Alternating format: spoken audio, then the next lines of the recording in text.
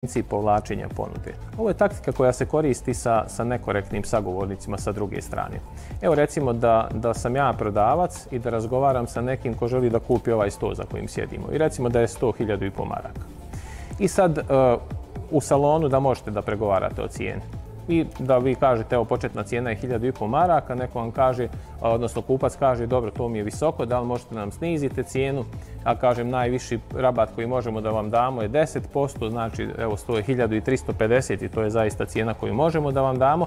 I da prodavac počinje da insistira, recimo da kaže, ali niti 1.350 nam ne odgovara, moramo dobiti još nižu cijenu i da vi u jednom trenutku osjetite da sagovornik postaje na neki način nekorektan, odnosno smatrate da pokušava da iscijedi iz vas rabat u smislu da mu date maksimum na koji niste spremni da pristanete.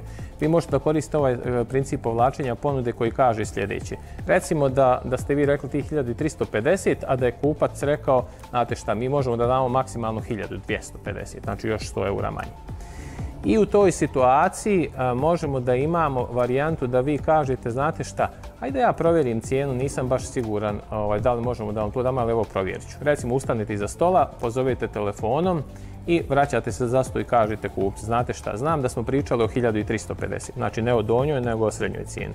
Znam da smo pričali o 1.350, međutim naši su nešto pogriješili u računovodstvu, mi ne možemo da vam damo cijenu od 1.350.